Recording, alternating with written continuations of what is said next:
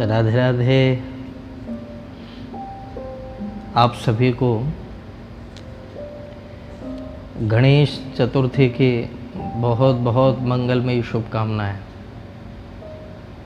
जैसा कि आप सभी को सर्वविदित है कि कल से गणेश चतुर्थी है, कल हैं और उत्सव प्रारंभ होंगे श्री गणेश जी के।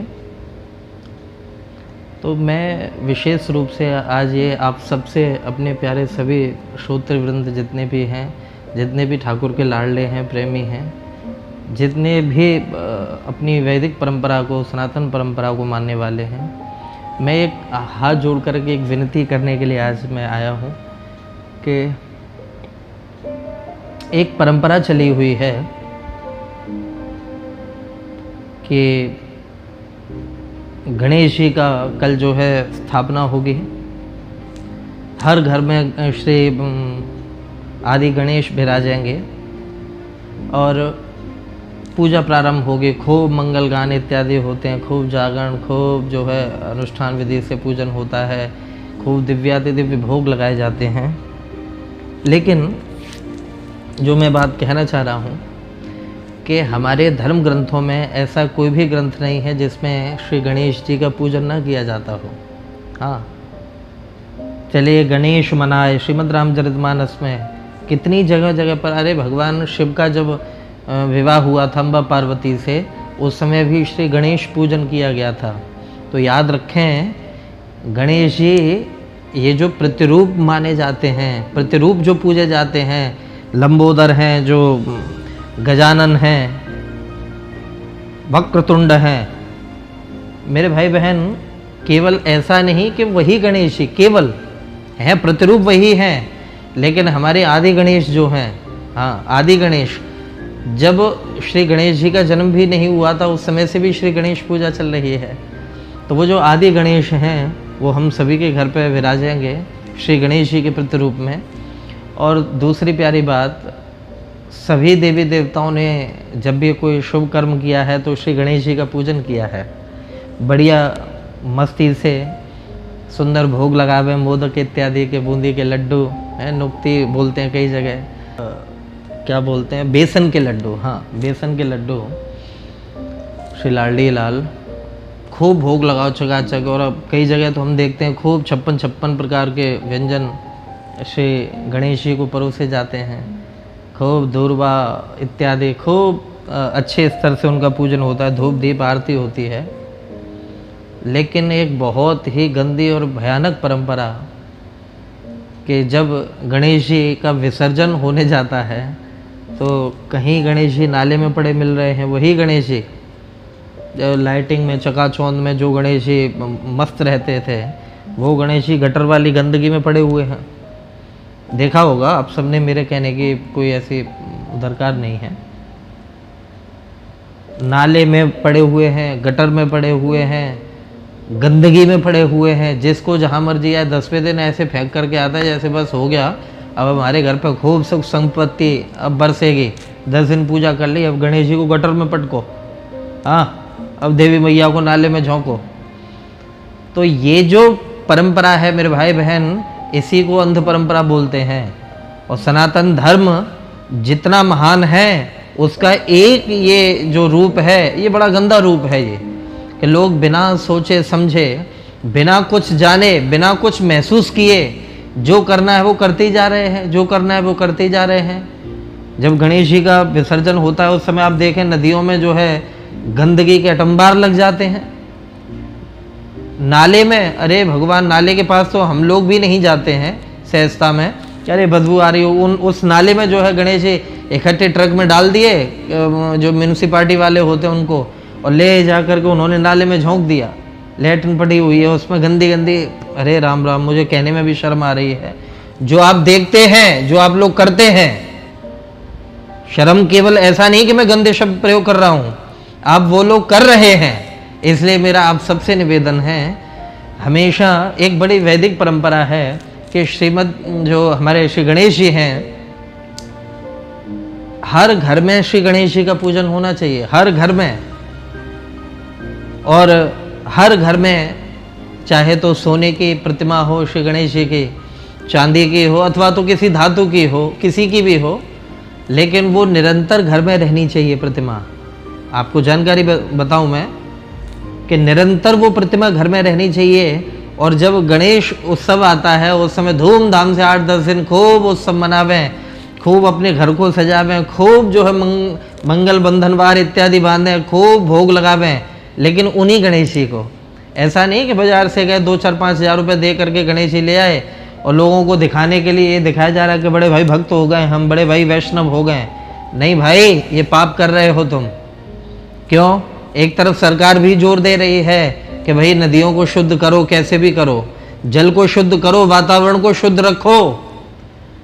आपने कभी सोचा कि हमारे सर्वेश्वर प्राणाधार अखिल कोटि ब्रह्मांड नायक सगदगदम भीत भीत प्रणम्य श्री योगेश्वर प्रभु श्री कृष्ण जब प्रकट होकर के पधारे थे तो आप लोगों ने खूब लीलाएं तो सुनी है। मिट्टी खा ली ठाकुर जी ने, ठाकुर जी ने फलाने राक्षस को मार दिया, अरे कालिए की ऐसी पिटाई करी, ये सारे अपने चरित्र तो सुने हैं।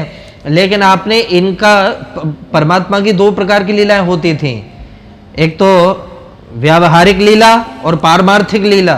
व्यवहारिक लीला तो जो हर बच्चा मिट्टी खाता है, हर बच्चा कीचड़ में खेलता है, हर बच्चा पानी के साथ मजाक करता है, सारी लीलाएं व्यवहारिक कर रहे हैं ठाकुर जी। लेकिन पारमार्थिक लीला ये कर रहे हैं कि उस साधारण लीला को करते करते श्री ठाकुर जी पंच तत्वों को शुद्ध करते जा रहे हैं। आपने गौर नहीं किया, मिट्टी खा करके ठाकुर जी ने मिट्टी तत्व को शुद्ध किया। पंच तत्व है ना, छित जल पावक गगन समीरा और पंच रचित अति अधम शरीरा। छित मिट्टी खाई ठाकुर जी ने तो मिट्टी तत्व को शुद्ध कर दिया। जल, काली नाग का मर्दन किया, काली का मान का दमन किया तो जल तत्व को शुद्ध किया, काली नाग को निकाल दिया वहां से, जल तत्व की शुद्धि करे। पावक, जंगल में जिस समय अग्नि लगी, गोप ग्वाले गाय इत्यादि जब जलने लगे उसमें परेशान हुए, उस समय श्री ठाकुर जी ने दावाग्नि का पान किया, अग्नि तत्व को शुद्ध किया। समीर, वायु पान किया श्री ठाकुर जी ने, वायु तत्व को शुद्ध किया। अच्छा, वायु पान से मेरा जो तात्पर्य है वो क्या है? तृणावर्त, दैत्यो नामना तृणावर्तः कंस भृत्य प्रणोदितः चक्रवात स्वरूपेण जहाराधीनमर्भकम। जिस समय तृणावर्त नाम का दैत्य आया था भवंडर के रूप में, वात रूप में ही तो आया था, वो वायु के रूप में ही तो आया था, तो उसका ऐसा मर्दन किया, उसको समाप्त करके और वायु पान करके श्री ठाकुर जी ने वायु तत्व को शुद्ध कर दिया। और आकाश तत्व, व्योमासुर नाम का दैत्य आया, उसका वध किया, व्योम माने आकाश, और उस आकाश तत्व को शुद्ध कर दिया। और उन्हीं परमात्मा की प्रकृति को हम एन केन प्रकारेण दूषित करते जा रहे हैं भाई। अरे शुद्ध नहीं कर सकते तो दूषित करने का हमारा कोई अधिकार नहीं है मेरे भाई। इसलिए आप सबसे निवेदन है, हर व्यक्ति को, कल गणेश चतुर्थी है, मैं आप सबसे विनती कर रहा हूँ कि अपने घर में भाई बड़ी दिव्य स्वर्ण की प्रतिमा बनाओ भाई। ज़्यादा तुम्हें खर्चा करना है ना, सोने की बनाओ, चांदी की बनाओ, अरे कोई अष्ट धातु की बनाओ, अरे मिट्टी की बना करके रखो, लेकिन निरंतर गणेश जी घर पे होने चाहिए और उन्हीं गणेश जी का ही प्रतिवर्ष पूजन किया करो। ऐसा नहीं कि 2-4-5 हज़ार रुपये दे करके मार्केट से न जाने कैसी कैसी मिट्टी से श्री गणेश जी बने और कहाँ कहाँ पे लात रखी गई, उन पे वो सारा प्रोसीजर ले करके घर पे आए और बड़े भाव से पूजा कर रहे हैं और लास्ट वाले दिन गटर में पटक गया गणेश जी को। जल अशुद्ध हो रहा है मेरे भाई बहन, पर्यावरण दूषित होता है। अपने जितने भी तीज त्योहार हैं, अपने जितने भी पर्व हैं, वो कभी भी प्रकृति को दूषित करना नहीं सिखाते। हाँ, कभी भी प्रकृति को दूषित करना नहीं सिखाते। एक किसी व्यक्ति ने प्रश्न किया कि होलिका दहन के समय ये जो है इतनी लकड़ियां जलाई जाती हैं, वृक्षों का हनन नहीं हो रहा, पर्यावरण इसमें दूषित नहीं हो रहा? तो मेरे भाई बहन, थोड़ा सा प्राचीनता को हमारी को देखिए। चंद मूर्खों की वजह से आप धर्म को समझने लग गए बड़ी जल्दी। आपकी जानकारी के लिए बताऊं कि हमेशा होलिका दहन में प्राचीन परंपरा है, हमारी शास्त्रीय परंपरा है कि हर घर में माता बहनें गाय के गोबर के उपले बनाती थी, चंदियां टाइप की बनाती थी गाय के गोबर की। छोटी छोटी बच्चियां लगभग 15-20 दिन पहले से उनका एक तिथि त्योहार होता है, तब से वो प्रारंभ कर देती और हर घर में इतनी इतनी गाय के गोबर के उपले तैयार हो जाते थे। और जिस दिन होली का पर्व आता मेरे भाई, उस दिन हर घर से माता बहनें आकर के उन गाय के उपले जो कंडे होते थे उनको एक जगह चौराहे पर, एक जगह कहीं पर जहाँ पर लोग पूजन कर सकें, वहाँ पर इकट्ठा करते और फिर उसमें अग्नि प्रवेश करते।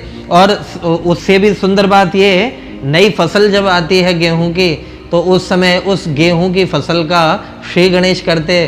कुछ बालें अपने अपने गेहूं के जो पौधे हैं वो तोड़ करके खेतों से लाते और उन पर सेक करके, क्योंकि दाना पड़ चुका होता था उस समय तक, और वहाँ से, जिसको वैसाखी भी कई लोग कहते हैं, जैसे वैसाखी का एक रूप है ना, वही प्रारूप हमारा होली का है। तो मेरे भाई बहन, हमारे यहाँ पर एक भी त्योहार ऐसा नहीं है जो पर्यावरण को दूषित करता हो, पर्यावरण के साथ छेड़खानी करता हो। और याद रखें, गाय के गोबर से जो उपले बनते हैं, कंडे बनते हैं, उनकी जो होलिका दहन होता है, वो तो कार्बन डाइऑक्साइड को वैसे ही ख़त्म कर देता है मेरे भाई, कार्बन डाइऑक्साइड को वैसे ही ख़त्म कर देता है, माहौल परम पवित्र हो जाता है। तो ऐसे ही कल भगवान गणेश, आदि गणेश विराजेंगे हर घर में, सबके घर में खूब सुख शांति हो, धन वृद्धि हो, भक्ति वृद्धि हो, खूब आनंद में सब लोग प्रेम से रहें। लेकिन गणेश जी का पूजन प्रतिवर्ष करें, लेकिन अपने घर के गणेश जी का ही करें। घर पर एक सुंदर से धातु के गणेश जी आप कल लावें और खूब धूमधाम से गणेश उत्सव मनावें। जब गणेश उत्सव पूरा हो जाए तो पुनः उनको अपने मंदिर में ही स्थापित कर दें। मेरी आप सबसे आशा है कि आप मेरी बात पे थोड़ा सा भी यदि गौर करें, थोड़ा सा भी मेरी बात का जो मैं निवेदन कर रहा हूँ उसका अगर मान रखें, तो बहुत पर्यावरण दूषित होने से बचेगा। इसी मंगल कामना के साथ राधे राधे। आप सभी को गणेश चतुर्थी की बहुत बहुत शुभकामनाएं।